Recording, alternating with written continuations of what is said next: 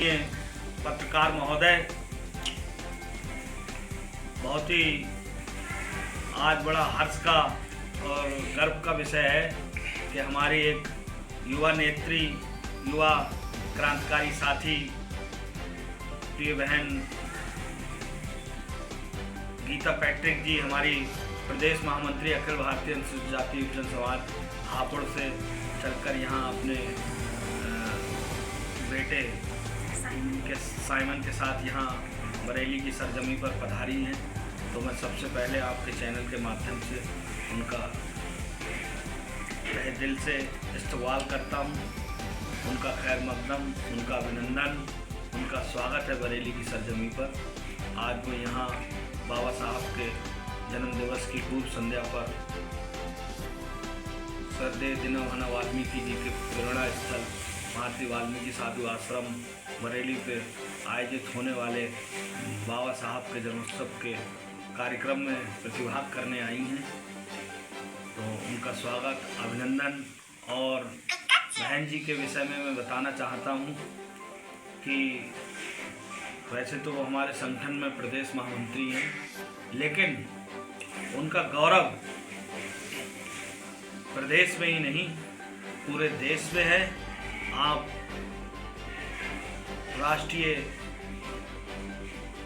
जो महिला मोर्चा है इनका जन जागृति, उसकी आप राष्ट्रीय अध्यक्ष भी हैं। पूरे देश के अंदर इन्होंने जो है शोषित, वंचित और कमेरा वर्ग के उत्थान के लिए काम किया है।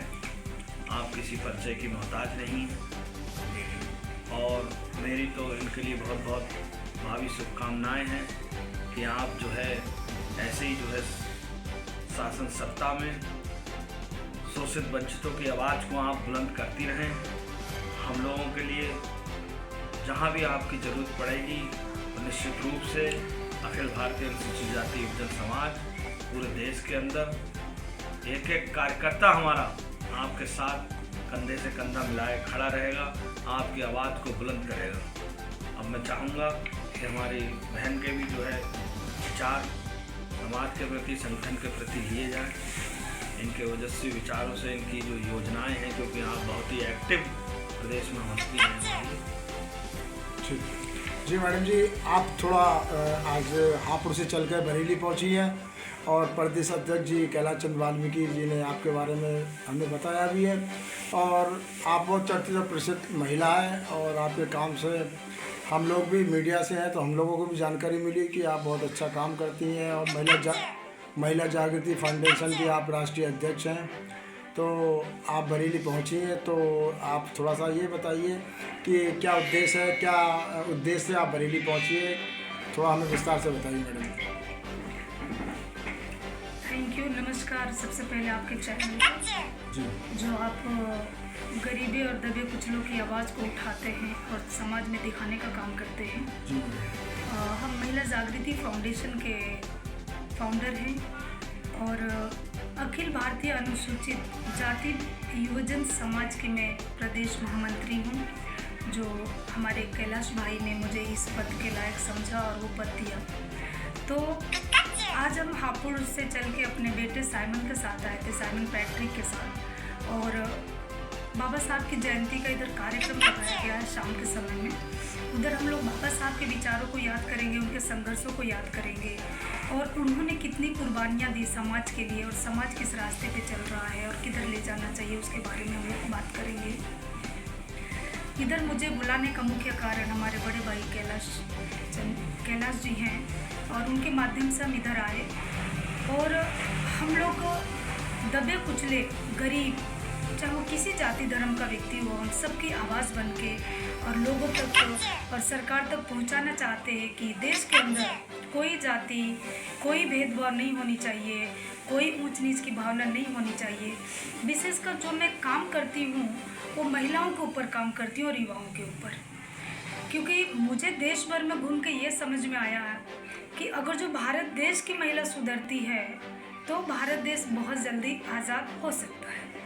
क्योंकि माँ ऐसी चीज़ होती है कि चाहे वो पढ़ी लिखी हो या अनपढ़, पूरे परिवार को बहुत अच्छे तरीके से वो चला सकती है, जिसमें हमारी बहन बेटियां रूढ़िवादी पाखंडवाद में जितने भी अंधविश्वास के काम है उसमें ज़्यादा ही लग के अपने टाइम को बर्बाद कर रही हैं और महापुरुषों के बताए हुए विचार पर नहीं चल रहे। जैसे कि कल परसों हमारा प्रोग्राम था महात्मा ज्योतिराव फुले का, और उसमें मैं सैनी समाज में प्रोग्राम लगाई थी, वजीलपुर गाँव में, जिला हापुड़ में, और पहली बार हमने लगाया और 199 पहली जयंती मनाया हापुड़ जिले में।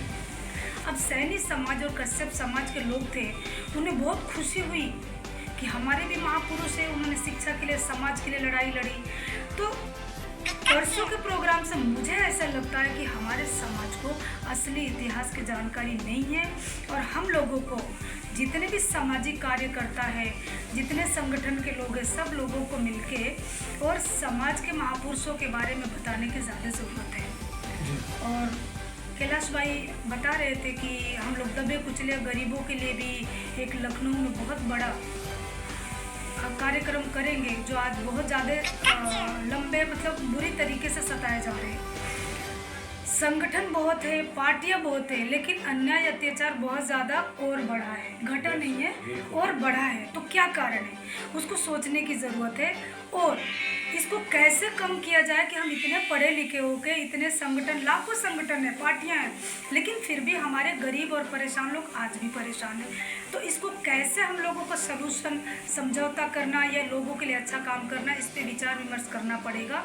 और जब तक लोग जाति धर्म ऊंचा नीचा में बटे रहेंगे तब तक इस देश की कोई तरक्की होने वाली नहीं है। हम सभी संगठन, बहुजन समाज में जितने भी जाति के लोग आते, जितने भी धर्म के लोग आते, सभी लोगों को एक मंच पे आके और सभी लोगों पे हो रहे अन्याय अत्याचार के खिलाफ आवाज़ उठानी चाहिए, क्योंकि आवाज़ नहीं उठाते हैं तो एक एक करके गरीबी दबाए जाएंगे, अमीरों को कोई फर्क नहीं पड़ता।